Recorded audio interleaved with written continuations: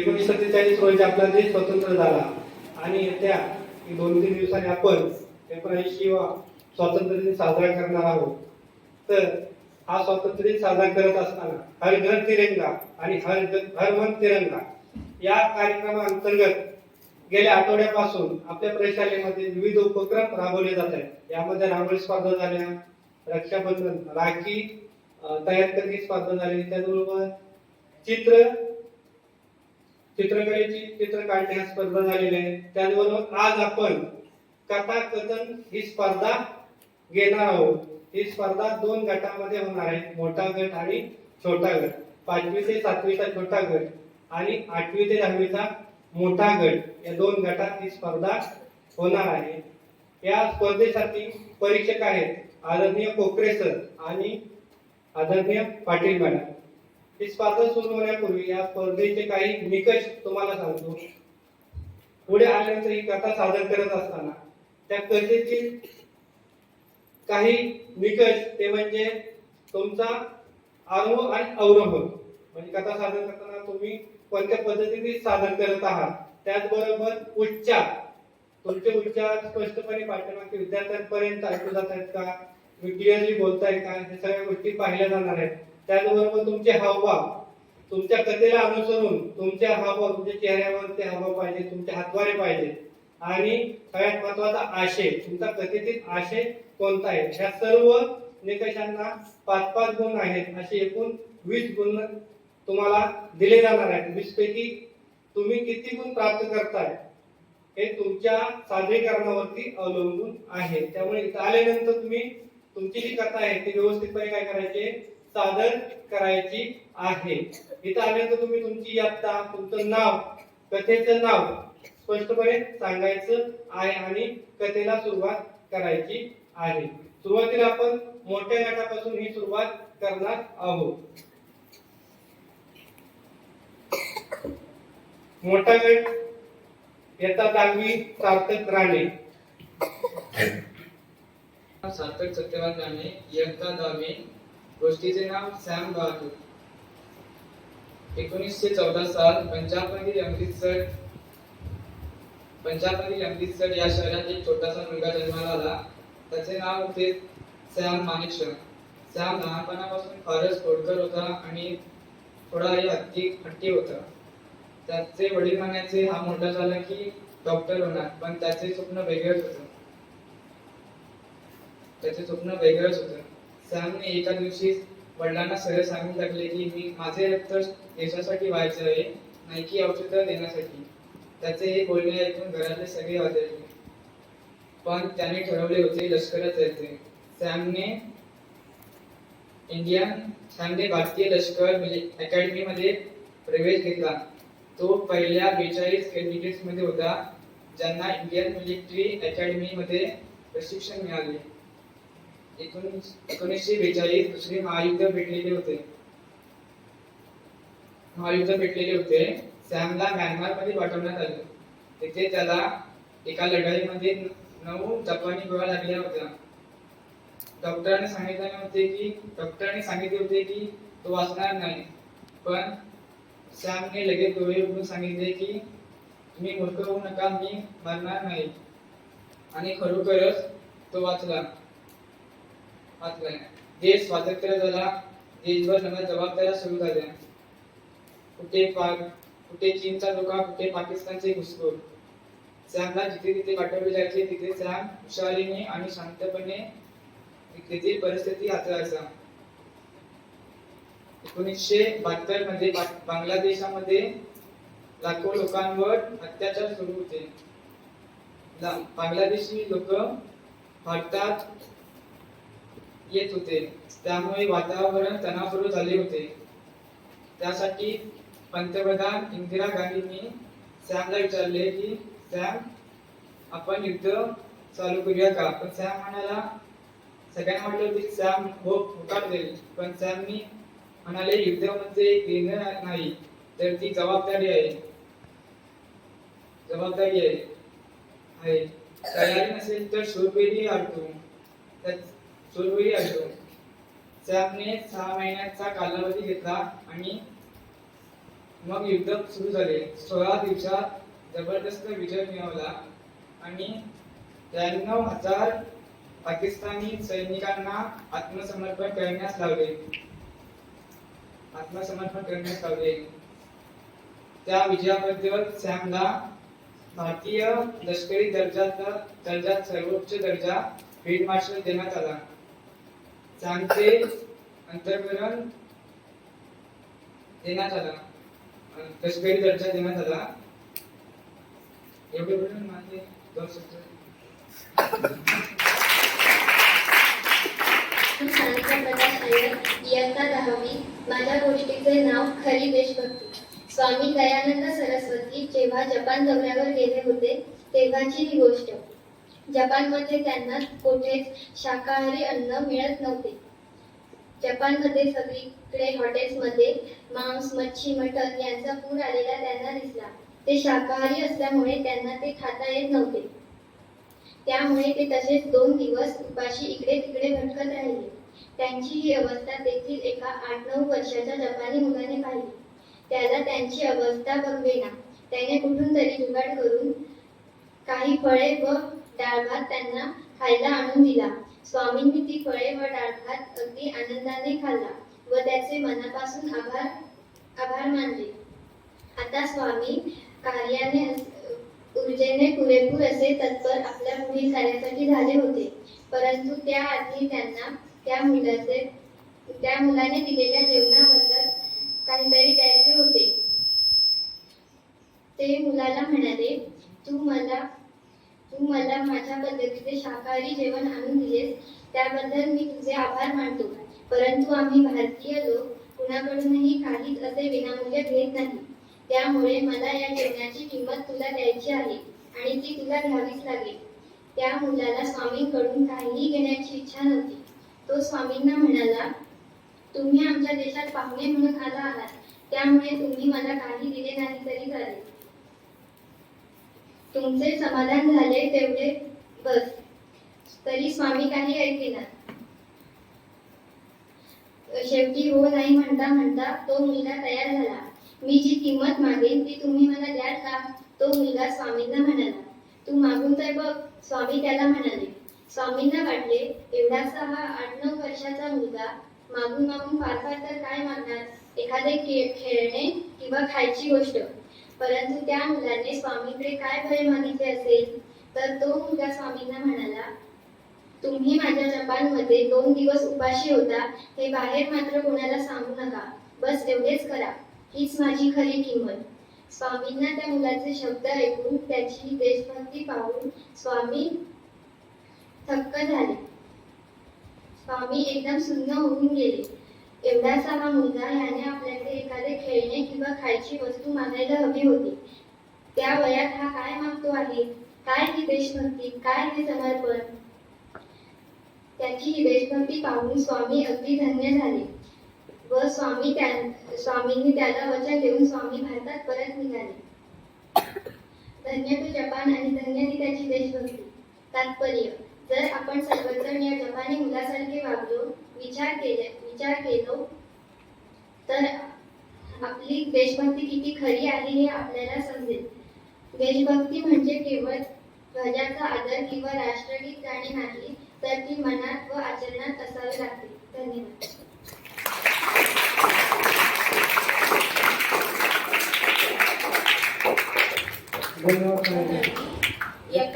माझ्या गोष्टीचे नाव आहे देशभक्ती. प्राचीन काळात मगध साम्राज्य अतिशय बळकटीला आलेले साम्राज्य होते. चंद्रगुप्त मौर्य हा मगध सम्राट होता. अतिशय न्यायी आणि तितकाच पराक्रमी असा हा राजा होता. आपल्याला चाणक्य त्याचा मार्गदर्शक व प्रमुख सल्लागार होता. चंद्रगुप्तांच्या राज्यात एकदा ऐन 25 दिवसातून घोंगड्या चोरी जाऊ लागले. अनेक प्रयत्न करूनही चोर सापडत नव्हते. लोक मात्र थंडीने आजारी पडू लागले. यावर उपाय म्हणून सरकारने घोंगड्या पुरवाव्यात असे चाणक्याने सुचवले. चंद्रगुप्ताने ते मान्य केले आणि 1000 घोंगड्या आणल्या. त्याच्या वितरणाची जबाबदारी चाणक्यावर टाकली. चोरांना ही गोष्ट कळाली.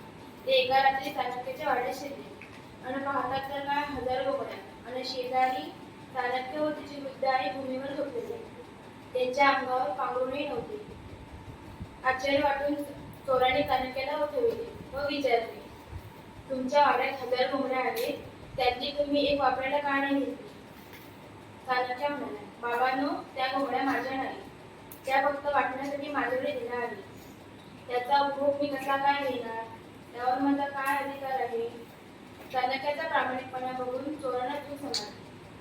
प्रत्येक माणसामध्ये तसेच प्रत्येक विद्यार्थ्यांमध्ये सुद्धा प्रामाणिकपणा असला पाहिजे. तात्पर्य, हे तत्व आचरणात आणून सार्वजनिक मालमत्तेचे आपण विश्वस्त आहोत हे समजून घेतले तरच आपल्या देशाची प्रगती होईल. धन्यवाद.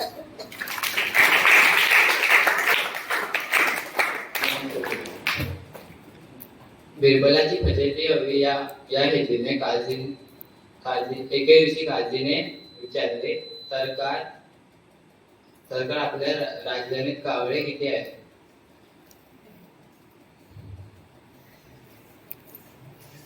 बिरबलाने उत्तर दिले, 10,504 कावळे आहेत. मला बिरबल, तू एवढे छाती करून सांगतोयस तर खरं, पण कावळ्यांची संख्या कमी जास्त असली तर? बिरबल म्हणाला, जर कावळ्यांची संख्या कमी असली तर काही कावळे बाहेर गावी गेले असतील आणि कावळ्यांची संख्या जास्त असली तर काही कावळे पाहुणे आले असतील. पण आपल्या राजधानीत कावळे नेमके 10,504 आहेत. बिरबलाच्या उत्तराने भाषा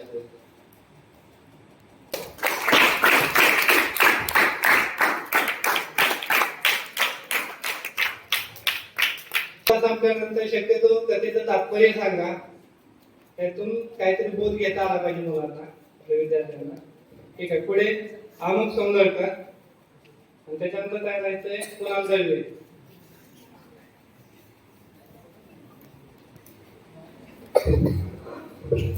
माझे नाव अमुक विलास सौंदरकर इयत्ता 10वी. माझ्या कथेचे नाव देशभक्तीची परीक्षा. ही गोष्ट आहे स्वातंत्र्यपूर्व काळाची. देशाला लढूनच, प्रसंगी रक्त सांडूनच, हक्कासाठी भांडूनच देशाला स्वातंत्र्य मिळेल अशा विचारसरणीचे काही क्रांतिकारक होते. अहिंसेच्या मार्गानेच देश स्वतंत्र करता येईल असा काहींना विश्वास होता. एक मुलगाही हे पाहून देशभक्तीची प्रेरणा घेत होता. आपल्या मुलामध्ये देशभक्ती ठासून भरलेली पाहून त्याच्या आईला खूप आनंद झाला. देश मुघलांच्या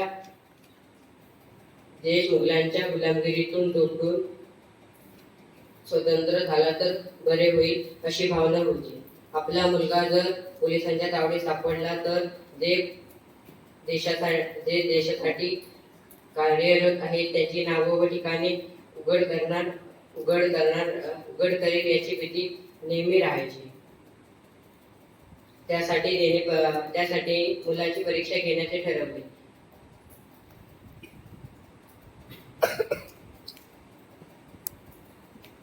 मुलाला जवळ बोलावले. मुलाला सांगितले, तुझी मी परीक्षा घेणार आहे.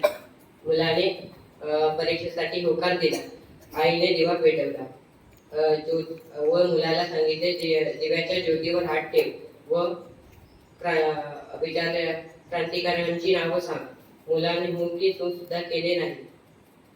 मुलाचे हे धाडस पाहून आईने मुलाला कवटाळले. तात्पर्य,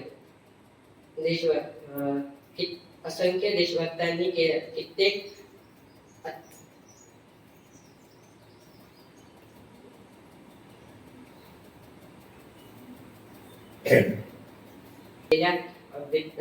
बलिदान केलेल्यांनी स्वातंत्र्य मिळाले याची जाणीव सर्वांना असावी. धन्यवाद.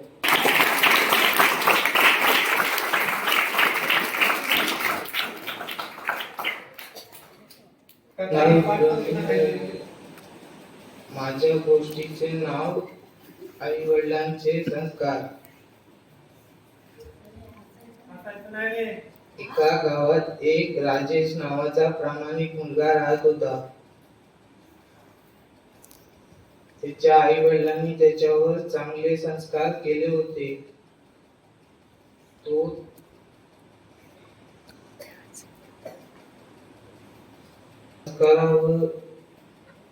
संस्कार करून वागत होता. तो शेजाऱ्यांच्या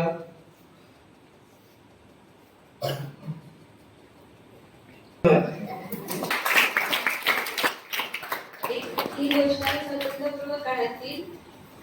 देशाला लढूनच, प्रसंगी रक्त सांडूनच, हक्कासाठी भांडूनच स्वातंत्र्य मिळेल अशा काही विचारसरणीचे क्रांतिकारक होते. तर अहिंसेच्या मार्गाने स्वातंत्र्य मिळेल असा काहींना विश्वास होता. एक लहान मुलगाने हे सगळं पाहून देशभक्तीसाठी प्रेरणा देत होता. आपल्या मुलामध्ये देशभक्ती ठासून भरलेली असल्याने त्याच्या आईलाही जाणवले. तेव्हा तिला खूप आनंद झाला. देश गुलामगिरीच्या जोखड्यातून मुक्त झाला तर बरे होईल अशी भावना होती. पण जर मुलगा पोलिसांच्या तावडीत सापडला तर जे देशासाठी भूमिगत राहून लढा देत होते त्यांची नावे व ठिकाणे तो उघड करेल अशी त्याच्या आईला भीती वाटत राहायची.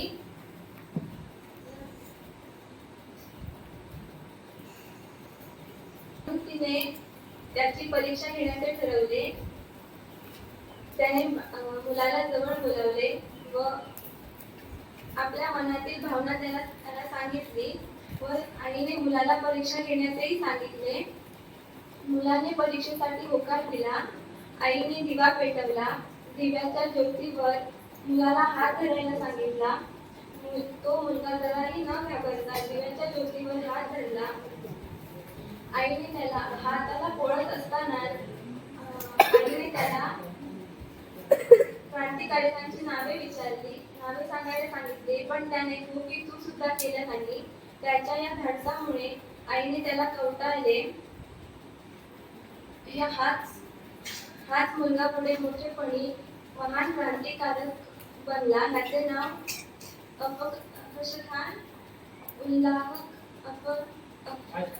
अशफाक उल्लाह खान. तात्पर्य असंख्य देशभक्तांच्या त्यागामुळे व बलिदानामुळे आज भारताला स्वातंत्र्य मिळाले. हे प्रत्येकाने जाणणे गरजेचे आहे.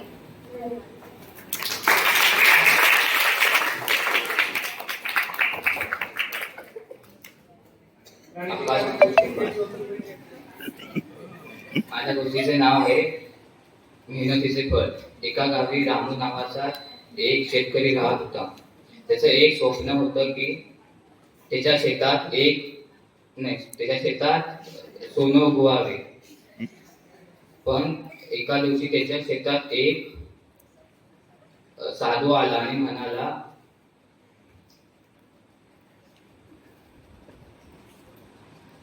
तुझे हे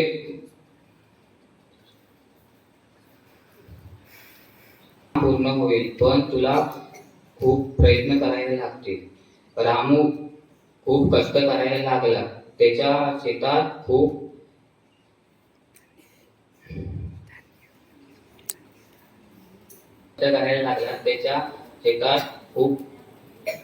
धान्य आले.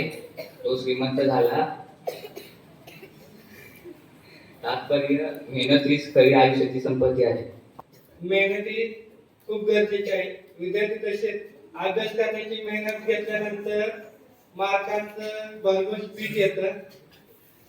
त्यामुळे अभ्यासाची मेहनत घ्या प्रत्येकाने. अर्जुन शेकुलकर. विजय शेकुलकर. इयत्ता 10वी. गोष्टीचे नाव बादशाहचा आवडता पोपट. एकदा एक फकीर एक पोपट घेऊन एक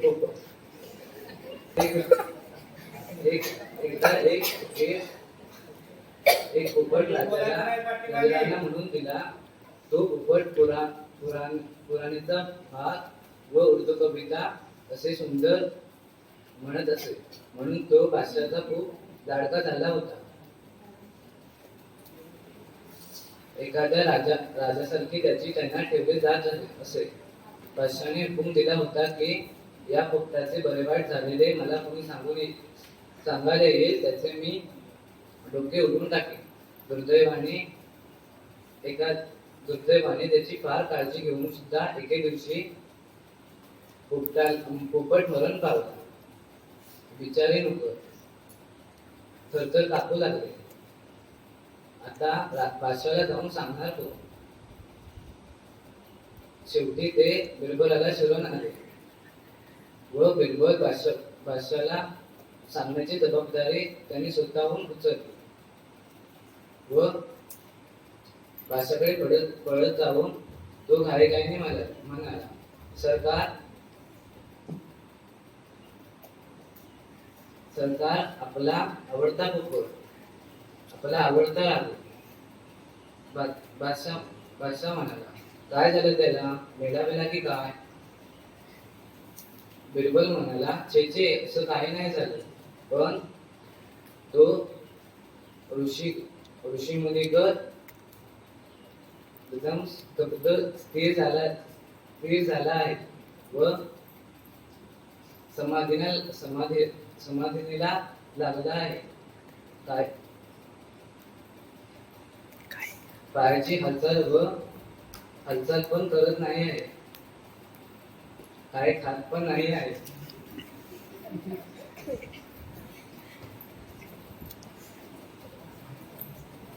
काही खात पण नाही आहे. शेवटी बादशाह पोपटाच्या पिंजऱ्याजवळ जाऊन गेला व बिरबलाला विचारलं, काय रे शाना, तुला एवढं पण समजत नाही की पोपट मेला आहे? मला एवढं समजतं, पण आता तुम्हाला सांगून स्वतःच डोकं उडवणारा स्वतःच डोकं कशाला उडून घेऊ? हे बादशाचे लक्ष देता बादशाला स्वतःने हुकूम दिलेला त्याच्या लक्षात आला व तो तिथून निघून गेला. धन्यवाद.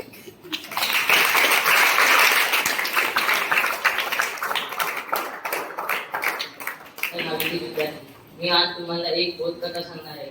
बोधकथेचं नाव म्हणजे कष्टाचे फळ. एक व्यापारी होता, तो खूप श्रीमंत होता. त्याला एक गणेश नावाचा मुलगा होता. त्याला लाडाने गण्या असे म्हणत. तो खूप आळशी होता.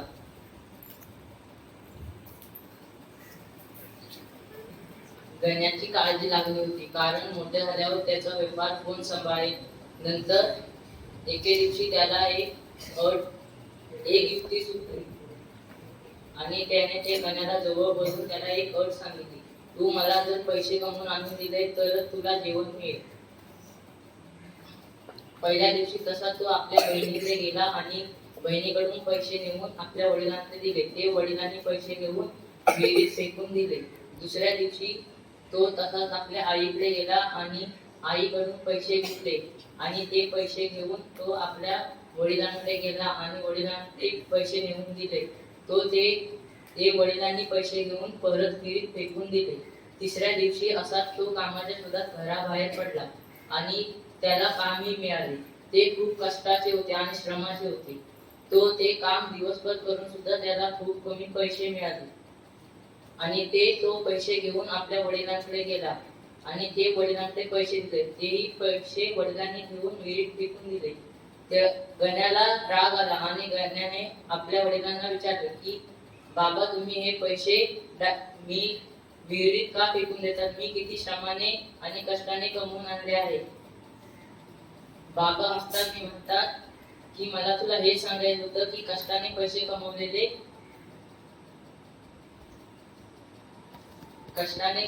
पैसे. धन्यवाद.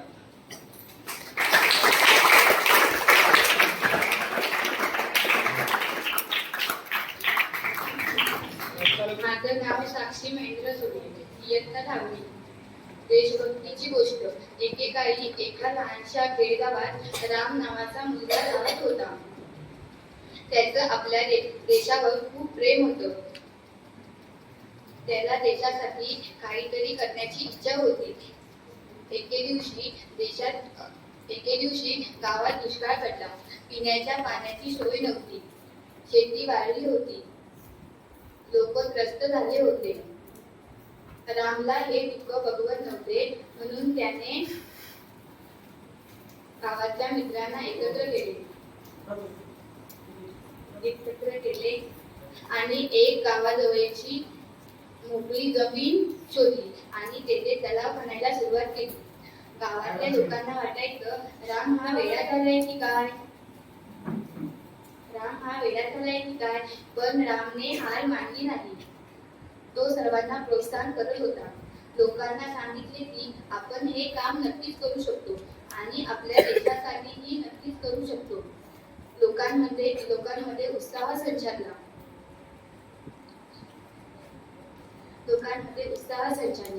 आणि खूप दिवस कष्ट करून एक मोठा तलाव खणला.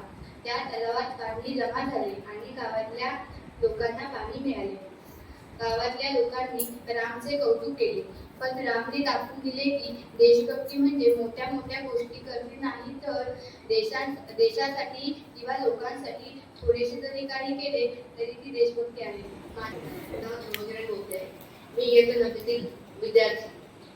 आज मी सांगणार आहे त्या गोष्टीचं नाव स्वतंत्र भारत आणि आजचा विद्यार्थी. स्वातंत्र्यवीर हे नाव ऐकल्यावर आपल्या पुढे एकच तारीख आहे, 15 ऑगस्ट 1947. 15 ऑगस्ट 1947 आपला भारत स्वतंत्र झाला. आणि ते स्वतंत्र करणारे म्हणजे स्वातंत्र्य सैनिक आणि स्वातंत्र्यवीर. त्यांना आपल्या भारताला स्वातंत्र्य करण्याला काही पण दुःख वाटलं नाही, कारण त्यांनी आपल्या भारताच्या जनतेला सर्वस्व मानून बलिदान दिलं. त्यांना अशी इच्छा होती की आपण जेव्हा बलिदान देतोय, आपण बलिदान दिल्यानंतर पण आपल्या भारताला आपल्या भारताची जनता पुढे नेऊन आणि सर्वस्व बनवून ठेवून देते आणि आपला भारत प्रसिद्ध होईल. पण सुद्धा होता आपल्या भारताच्या नेत्यांनी आणि जनतेने आपल्या भारताला खाली पाडले. म्हणजेच भूस्खलन, लाकूड तोड आणि उंच उंच जागांवर घरं बांधून निसर्ग नष्ट केला. हेच न करता ते जर आत्ता असते तर बोलले असते माझं बलिदान वाया गेलं, पण अजून पण आपल्या हातात आहे. अजून पण आपल्या हातात ती वेळ गेली नाही आपल्या भारताला बदलायला. अजून पण आपला भारत वरती पोहोचू शकतो. अजून पण काही असे चांगले नेते आहेत जे आपल्याला म्हणजे आपल्या भारताला चांगले बनवतात. मोदी हे असे आहेत जे आपल्या भारताचं चांगलं व्हावं अशी इच्छा ठेवून सगळं काम करतात. असे जर सगळे नेते तयार झाले तर वेळ लागणार नाही आपल्या भारताला पुढे न्यायला आणि सर्वस्व बनवायला आणि सुपीक बनवायला. एवढे बोलून मी माझे भाषण गोष्टीचे नाव सरदार भगतसिंग. एकदा खूप वर्षापूर्वीची गोष्ट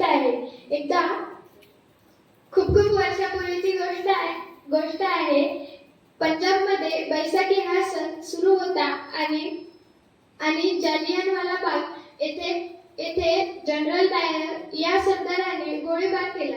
या गोळीबारामध्ये अनेक भारतीय नागरिक मारले गेले. यामुळे भगतसिंग यांचे मन खूप हेलावले आणि ते 40 किलोमीटर दूर असलेल्या जालियनवाला बाग येथे गेले आणि त्यांनी तेथील राख उचलली, एका काचेच्या बाटलीमध्ये भरली आणि शपथ घेतली की या इंग्रजांची सत्ता उलथवल्याशिवाय मी राहणार नाही. 1928 मध्ये जेव्हा लाहोर स्टेशनवर लाला लजपत राय यांचा मोर्चा निघालेला होता, तेव्हा स्टॉप या इंग्रज अधिकाऱ्याने लाठीमार केला आणि या लाठीमारामध्ये लाला लजपत राय हे अतिशय गंभीर जखमी झाले.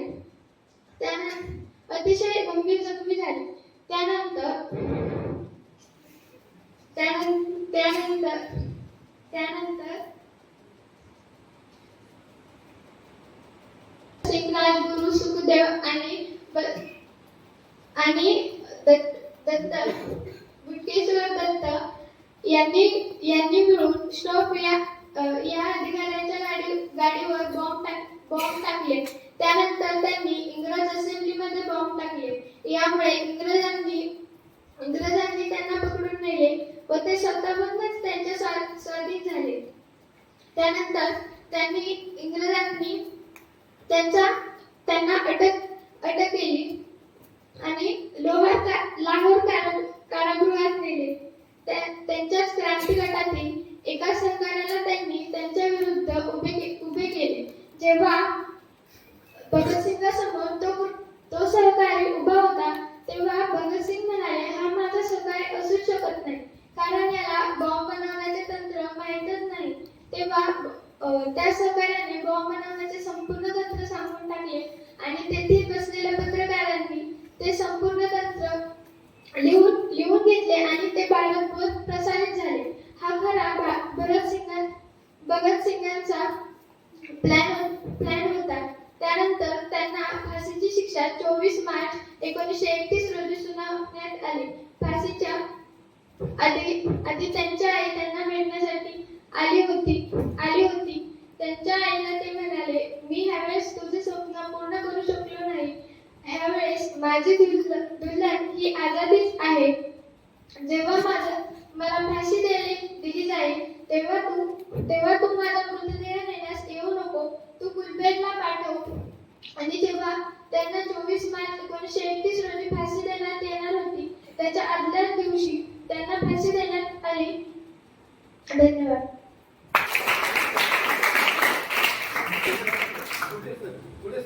विजया सुनील शिवण. मी इयत्ता 10वीतील विद्यार्थिनी. माझ्या गोष्टीचं नाव बढाईखोर माणूस. एक माणूस फार वर्षे प्रवास करून आपल्या घरी आला व त्याने परदेशात पाहिलेल्या काही मौखिक आपल्या शेजाऱ्यापाजाऱ्यांना रंगवून तिखट मीठ लावून सांगू लागला. शेवटी त्याने एक मोठी थाप ठोकली की मी अलकावतीला गेलो असता तेथील लोक 15 हात उंच उड्या मारतात, पण त्यांनी माझ्याशी पैज लावली असता माझी इतकी उंच उडी तेथील कोणालाच जमली नाही. अर्थातच तेथे कुणालाच हे खरे वाटले नाही. त्यांची खात्री बसण्यासाठी तो अनेक प्रकारच्या शब्दा घेऊ लागला. मग त्या दोघांमधीलच एक माणूस त्याला म्हणाला, अहो शब्दा कशाला घेताय? हातच्या कंकणाला आरसा कशाला? तुम्ही अलकावतीला असताना जशी उडी मारून दाखवली तशी उडी तुम्ही तिथे मारून दाखवा म्हणजे झालं. हे ऐकून त्या बढाईखोर माणसाचे तोंडच बंद झाले. तात्पर्य, आपण आपल्या प्रवासात पाहिलेल्या गोष्टी रंगवून सांगण्याची काही लोकांना सवय असते, पण एखाद्या वेळी त्यांचे बोलणे त्यांच्याच गळ्याशी येऊन त्यांची फजिती झाल्याशिवाय राहत नाही. धन्यवाद. माझ्या मुलीचे नाव शहीद भगतसिंग. लहान भगतसिंग यांचा जन्म 28 सप्टेंबर 1907 रोजी बंगाल येथे झाला. लहानपणापासूनच ते देशाच्या स्वातंत्र्यासाठी तळमळत होते. ब्रिटिश राजवटीच्या विरुद्ध त्यांनी सक्रिय सहभाग घेतला. लाहोरमध्ये सायमन कमिशनच्या विरोधात झालेल्या निदर्शनांमध्ये त्यांनी सहभाग घेतला. 1928 मध्ये भगतसिंग व त्यांच्या सहकाऱ्यांनी ब्रिटिश पोलीस अधिकारी यांना ठार मारले. त्यानंतर त्यांनी सेंट्रल असेंब्लीमध्ये बॉम्बफेक या प्रकरणी त्यांना अटक करण्यात आली. या इन्कलाब जिंदाबाद आणि साम्राज्यवाद मुर्दाबाद अशा घोषणा देत त्यांनी न्यायालयात आपला खटला लढवला. 23 मार्च 1931 रोजी भगतसिंग, राजगुरू आणि सुखदेव यांना लाहोरच्या तुरुंगात फाशी देण्यात आली. भगतसिंग हे एक महान देशभक्त होते, ज्यांनी देशासाठी हौतात्म्य पत्करले. यांच्या बलिदानाने भारतीयांमध्ये देशप्रेमीची भावना जागृत केली. जय हिंद, जय भारत. माझे नाव कृष्णा दीपक शिर्के आहे. इयत्ता 5वी. आज मी तुम्हाला एक गोष्ट सांगणार आहे. त्या गोष्टीचे नाव आहे देव मोठा की गुरु मोठा. एके दिवशी एक मुलगी राहत होती. तिचे नाव विद्यावती असे होते. ती विष्णुदेवाची खूप भक्ती करायची. विष्णुदेवाच्या मंदिरात फुले व्हायची. विष्णुदेवाच्या मंदिरासमोर रांगोळी काढायची आणि विष्णुदेवाच्या मंदिरात दिवाबत्ती करायची. एके दिवशी हे सगळं करताना तिला एका चोराने पाहिले. त्या चोराला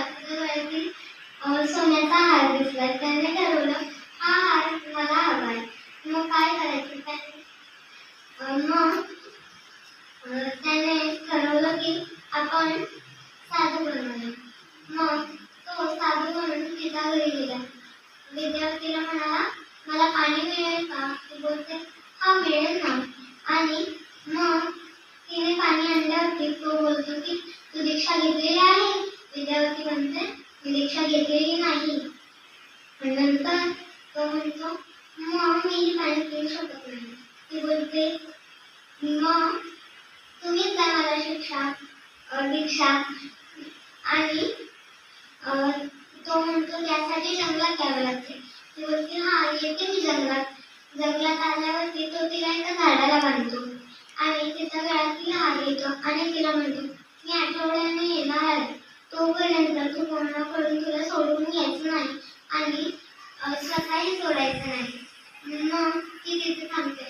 हळूहळू रात्र होते आणि तिचे बाबा काळजीत पडतात. विद्यार्थी आणखी घरी कशी आले नाही ते तिला शोधण्यासाठी स्वतः जातात. ते जंगलात जातात. त्यांना विद्यार्थी तिथे एका झाडाला बांधलेले दिसते. ते बोलतात की विद्यार्थी, तुला झाडाला कोणी बांधलेले आहे? ती बोलते, मला झाडाला माझ्या गुरुने बांधलेलं आहे. आणि ते बोलतात, का बांधलेलं आहे तुला झाडाला? ती बोलते, मला झाडाला बांधलेले आहे कारण की मला दीक्षा घ्यायची आहे. तिचे वडील तिला सोडून जातात. पण ती बोलते, मला सोडू नका, मला दीक्षा पूर्ण करायची आहे. आणि मग तिचे वडील तिथून जातात. नंतर 2 दिवस होतात. 2 दिवसानंतर कृष्णदेव म्हणतो, मंदिरात दिवाबत्ती झाली नाही, मला फुले मिळली नाही, तिने रांगोळी पण काढलेली नाही. ते नारद मुनींना सांगतात की तुम्ही विद्यार्थीला बोलवा. ते नारद मुनी विद्यार्थीला शोधत जंगलात पोहोचतात. त्यांना जंगलात एका झाडाला बांधलेली विद्यार्थी दिसते. ते बोलतात, तुला कोणी बांधले आहे आणि का बांधले आहे? ती सर्व त्यांना सांगते. नंतर ते परत तिला सोडू लागतात. ती बोलते, मला सोडू नका. आणि त्यांना सांगते, बघा माझे गुरु किती श्रेष्ठ आहे, मला तुमचे दर्शन घडवले. आणि ते परत तिथून जातात. विष्णुदेवाला सर्व सांगतात. मग विष्णुदेव म्हणतो, मीच येतो. मग दुसऱ्या दिवशी विष्णुदेव जातात आणि तिला म्हणतात, तुला कोणी बांधून ठेवलेलं आहे आणि का बांधून ठेवलेलं आहे? ती सर्व सांगते. आणि ते त्यांना म्हणते, बघा माझे गुरु किती श्रेष्ठ आहे. तिसऱ्या दिवशी मला नारद मुनींचे दर्शन घडवले आणि चौथ्या दिवशी तुमचे. नंतर विष्णुदेव बोलतात की तिच्या गुरूंना बोलून आहे. नारद मुनी तिच्या गुरूंना बोलवायला जातात. तेव्हा तो चोर जिंकवीत येतो आणि मग विद्यार्थी म्हणते, गुरु गोविंद दोहीकडे काके लागू का? बलिहारी गुरु ने जो गोविंद देऊ मिळाय. म्हणजे याचाच अर्थ काय? गुरु आणि परमेश्वर दोघी समोर आहेत. तर सर्व कोणाच्या पाय पडावे? ज्या गुरुने आपणाला परमेश्वराचे दर्शन दिले त्या गुरुचे की साक्षात परमेश्वराचे? त्याच्यावरून आपल्याला कळते की जर आपण आपल्या गुरुचे सर्व ऐकले तर आपण मोठे कलेक्टर, डॉक्टर, इंजिनियर बनू शकतो. आणि जर आपण हे बनले तर आपल्या देशाला क्रमांक पहिला मिळू शकतो. माझे नाव अनन्या विकास दळवे आहे. मी इयत्ता 5वी शिकते. माझ्या गोष्टीचे नाव माझा देश आहे. फार पूर्वी एका सुंदरशा देशात भारत नावाच्या सांस्कृतिक आणि पारंपरिक नांदत होत्या. त्या देशात उंच उंच पर्वत, हिरवीगार मैदाने आणि समुद्राच्या लाटा किनाऱ्याला स्पर्श करत होत्या.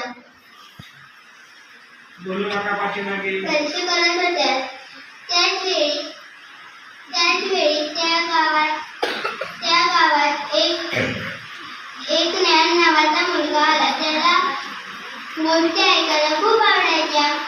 त्याने त्याच्या आजोबांना विचारले, आजोबा, भारत देश कसा होता? आजोबा म्हणाले, भारत देश बेटा खूप मोठा होता. भारत देशात ती